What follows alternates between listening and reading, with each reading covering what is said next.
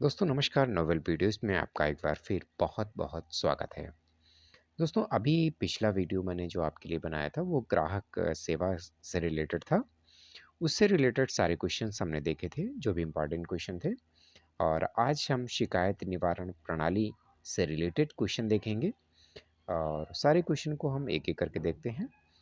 Start करते हैं पहला क्वेश्चन। यहाँ पर पहला क्वेश्चन है आपका निम्नलिखित में से किसके पास शिकायतों का मनोरंजन करने का क्षेत्रीय अधिकार है, जहां दावा किया गया सामान या सेवाओं का मुआवजा और 20 लाख रुपए तक का मुआवजा है। ये हमारा जो क्वेश्चन है पिछले हमारे वीडियो में भी रिपीट हुआ है, तो शायद जिन लोगों ने हमारे वीडियो को देखा है वो आंसर इसका समझ चुके होंगे और इसका आंसर रहने वाला है पहला जिला मंच। ठीक है, तो जिला मंच इसका आंसर रहेगा। अगला क्वेश्चन देखते हैं। अगला क्वेश्चन हमारा है आईजीएमएस शब्द का विस्तार करें, यानी आईजीएमएस जो शब्द है इसका फुल फॉर्म आपको बताना है कि क्या रहने वाला है।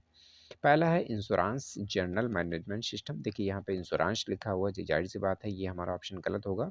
दूसरा है इंडियन जनरल मैनेजमेंट सिस्टम, हो सकता है ये सही हो।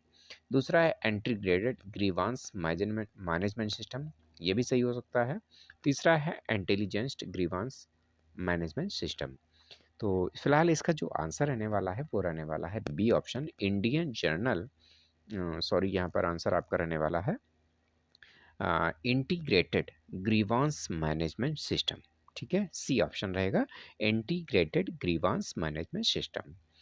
चलिए अगला क्वेश्चन देखते हैं। अगले क्वेश्चन को बताने से पहले फ़िलहाल मैं आपको बता दूं कि अगर हमारे चैनल पे आप पहली बार विजिट कर रहे हैं तो हमारे चैनल को सब्सक्राइब ज़रूर कर लें और नोटिफिकेशन बेल को भी ऑन कर दें ताकि जो भी मैं वीडियो अपलोड करता रहूँगा आपको नोटिफिकेशन से उसकी जानकारी मिलती रहेगी।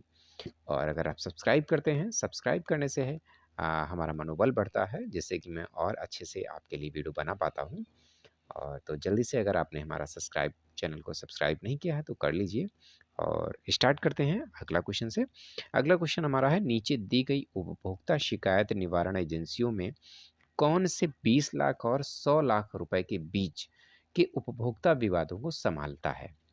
ठीक है, तो 20 लाख से 100 लाख रुपए के बीच की जो राशि का दावा होगा वो कहाँ किया जाएगा? जिला मंच में किया जाएगा या राज्य आयोग में किया जाएगा या राष्ट्रीय आयोग में या जिला परिषद में। तो जिन लोगों ने हमारे वीडियो को नहीं देखा है, जो शॉर्ट नोट्स हमने बनाए थे उसमें ये बताए थे किस लाख से कितने लाख तक कहाँ पे हम दावा को करते हैं। तो डिस्क्रिप्शन में उसका लिंक दिया हुआ है, आप वहाँ से जाकर के विजिट कर सकते हैं। तो यहाँ पे फ़िलहाल जो आंसर रहेगा वो आपका रहेगा राज्य आयोग। 20 लाख से 100 लाख के बीच की राशि का जो दावा है वो हम जिला राष्ट्र आयोग में कर सकते हैं। ठीक है, राज्य आयोग में। अगला क्वेश्चन, निम्नलिखित में से कौन सी वैध उपभोग उपभोक्ता शिकायत के आधार नहीं बना सकता है? ए ऑप्शन हमारा है दुकानदार एक उत्पाद के लिए एमआरपी के ऊपर एक कीमत चार्ज कर रहा है। दूसरा है दुकानदार किसी श्रेणी में सर्वश्रेष्ठ उत्पाद पर ग्राहक को सलाह नहीं देता है। एलर्जी की चेतावनी दवा की बोतल पर प्रदान नहीं की गई है या दोषपूर्ण उत्पाद है। तो क्वेश्चन को हम एक बार फिर रिपीट करेंगे ताकि आप आंसर इसके क्लियर कर सकें। निम्नलिखित में से कौन सी वैध उपभोक्ता शिकायत के लिए आधार नहीं बन सकता? यानी उपभोक्ता की शिकायत के लिए वो आधार कौन सा तथ्य है जो आधार नहीं बन सकता है, वो आपको बताना है। तो इसका जो आंसर रहेगा वो रहेगा कि दुकानदार किसी श्रेणी में सर्वश्रेष्ठ उत्पाद पर ग्राहक को सलाह नहीं देता है। यानी कोई भी सर्वश्रेष्ठ उत्पाद अगर अच्छा है तो उसके लिए वो सलाह नहीं देता है सर्वश्रेष्ठ उत्पाद के लिए, क्योंकि उत्पाद सभी अच्छे हैं, वो यूज़ करेगा तभी उसको पता चलेगा, तो इसलिए वो सलाह नहीं देता। ये शिकायत अगर कोई कर रहा है भुगतान मामले में तो ये शिकायत उसका आधार नहीं बन सकता है। अगर एमआरपी के ऊपर कोई कीमत चार्ज कर रहा है तो उपभोक्ता मामले में वो जो ग्राहक है वो अपना जो है कंप्लेंट कर सकता है। एलर्जी की चेतावनी अगर है, दवा की बोतल पर प्रदान नहीं की गई है और एलर्जी की कोई ऐसी मेडिसिन्स है या दवाई के ऊपर बोतल पर लिखा होना चाहिए, तो वो ऐसी स्थिति में भी उपभोक्ता मामले में वो अपनी शिकायत दर्ज करा सकता है। अगर कोई उत्पाद उसका दोषपूर्ण उत्पाद है, तो वो भी आप उपभोक्ता मामले में वो दर्ज करा सकता है। ठीक है? तो बी ऑप्शन हमारा यहाँ पे सही है। अगला क्वेश्चन देखते हैं। अगला क्वेश्चन हमारा है, ग्राहक के लिए बीमा पॉलिसी से संबंधित शिकायत दर्ज करने के लिए निम्नलिखित में से कौन सा सबसे उपयुक्त विकल्प होगा? ग्राहक के लिए बीमा पॉलिसी से संबंधित शिकायत दर्ज करने के लिए निम्नलिखित में से कौन सा उपयुक्त विकल्प होगा? पुलिस के पास वो शिकायत दर्ज कराएगा, सुप्रीम कोर्ट में कराएगा, या बीमा लोकपाल के पास कराएगा, या जिला अदालत में कराएगा? देखिए, बीमा पॉलिसी से संबंधित अगर वो शिकायत करना चाह रहा है तो वो लोकपाल के पास कराएगा, बीमा लोकपाल के पास, ठीक है? तो यहाँ पर जो आंसर है वो आपका सी रहने वाला है। अगला क्वेश्चन देखते हैं। अगला क्वेश्चन हमारा है, बीमा लोकपाल के प्रादेशिक क्षेत्राधिकार के संबंध में निम्न में से कौन सा कथन सही है? जी हाँ, बीमा लोकपाल का जो प्रादेशिक यानी एरिया है, उस प्रदेश का क्षेत्राधिकार के संबंध में कौन सा कथन सही है वो बताना है। बीमा लोकपाल का राष्ट्रीय अधिकार क्षेत्र है, सही है गलत है? दूसरा है, बीमा लोकपाल का राज्य अधिकार क्षेत्र है। तीसरा ऑप्शन है, बीमा लोकपाल का जिला अधिकार क्षेत्र है। और डी ऑप्शन हमारा है, बीमा लोकपाल केवल निर्दिष्ट क्षेत्रीय सीमाओं के भीतर कार्य करता है। तो यहाँ पर जो हमारा डी ऑप्शन है, हालांकि बी ऑप्शन भी कुछ कुछ सही लग रहा है, बट यहाँ पर जो सही आंसर वो रहेगा, बीमा लोकपाल केवल निर्दिष्ट जो भी उसको निर्देशित उसके क्षेत्र एरिया उसको दिया गया है, उसी एरिया के भीतर वो काम करता है, ठीक है? जोन बटा होता है, जैसे कि उस सर्किल के अंदर ही वो काम कर सकता है। समझ रहे हैं? यानी हर चीज़ का एक जोन या सर्किल बटा होता है, उस सर्किल के भीतर ही वो काम करेगा अपने, ठीक है? हर सर्किल का अलग-अलग बीमा लोकपाल निर्धारित किया जाता है। अगला क्वेश्चन देखते हैं, एक बीमा लोकपाल के साथ शिकायत कैसे शुरू की जाएगी, ये आपको बताना है।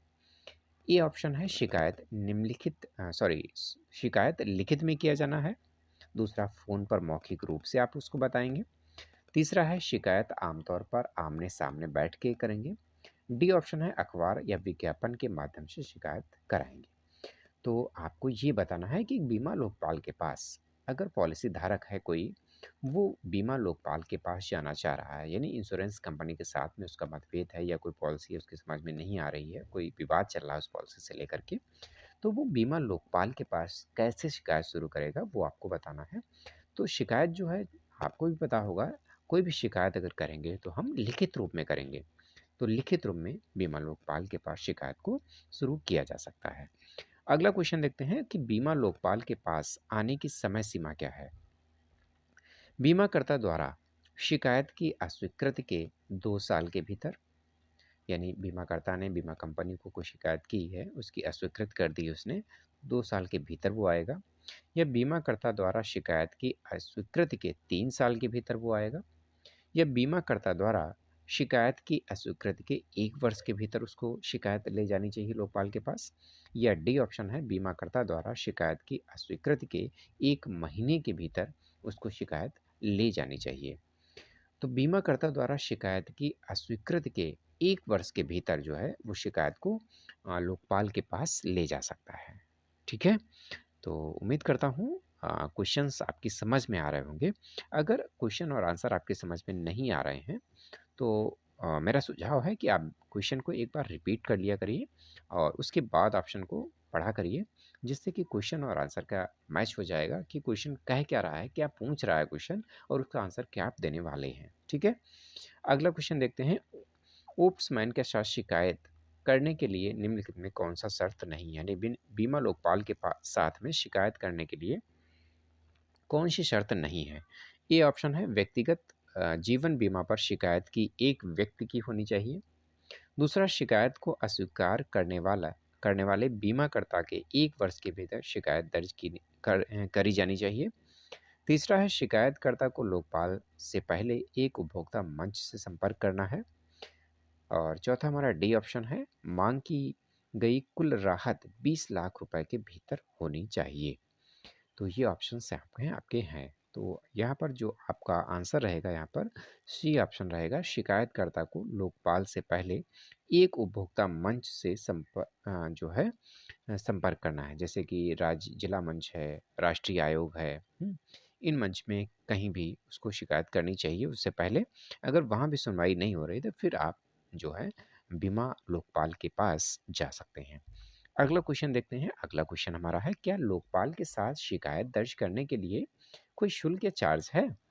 तो ये ऑप्शन हमारा है, 100 रुपए का शुल्क देना होगा। दूसरा है, कोई शुल्क अथवा भुगतान करने की कोई आवश्यकता नहीं है यहाँ पर। तीसरा है, मांगी गई राहत का, यानी जो भी आप उसमें डिमांड कर रहे हैं, राहत मांग रहे हैं, उसका 20% शुल्क के रूप में भुगतान किया जाएगा, यानी 20% काट लिया जाएगा। डी है, अपेक्षित राहत का 10% शुल्क चार्ज किया जाएगा। तो आपको बता दें कि लोकपाल के साथ शिकायत दर्ज करने के लिए आपको कोई भी शुल्क और चार्ज नहीं लगता है, इसलिए हमारा आंसर जो रहेगा बी ऑप्शन रहेगा, कोई भी शुल्क या जो चार्ज है वो नहीं लगेगा आपका। ठीक है। और अगला क्वेश्चन हमारा है, क्या एक निजी बीमाकर्ता के खिलाफ शिकायत दर्ज की जा सकती है? यानी प्राइवेट जो इंश्योरेंस कंपनी है उसके खिलाफ आप दर्ज कर सकते हैं। केवल ऑप्शन ए, केवल सार्वजनिक बीमाकर्ताओं के खिलाफ शिकायतें शुरू की जा सकती हैं। दूसरा, हाँ, निजी बीमाकर्ताओं के खिलाफ शिकायत शुरू की जा सकती है। सी, लाइफ सेक्टर में निजी बीमाकर्ताओं के खिलाफ शिकायत शुरू की जा सकती है। और डी ऑप्शन हमारा है, गैर जीवन बीमा क्षेत्र में निजी बीमाकर्ताओं के खिलाफ शिकायत शुरू की जा सकती है। तो यहाँ पर जो आंसर रहेगा कि हाँ, निजी बीमाकर्ताओं के खिलाफ शिकायत की जा सकती है, क्योंकि आज की डेट में अगर हम बात करें तो सभी प्राइवेट सेक्टर में ही कंपनी आ रही हैं, चाहे वो एलआईसी हो, क्योंकि सभी का रेगुलेशन जो है वो आईआरडी करता है। तो इसलिए आईआरडी के अंदर में जो भी कंपनियां आ रही हैं, सारी कंपनियां इंश्योरेंस हों, चाहे वो जनरल इंश्योरेंस कंपनियां हों, तो सभी जो हैं बीमाकर्ताओं के खिलाफ शिकायत कर सकते हैं। ठीक है। तो ये आंसर है हाँ, सभी निजी बीमाकर्ताओं के खिलाफ हम शिकायत शुरू कर सकते हैं। तो फिलहाल हमारे थे आज के ये क्वेश्चंस। मिलते हैं अगले वीडियो के साथ में, तब तक के लिए नमस्कार।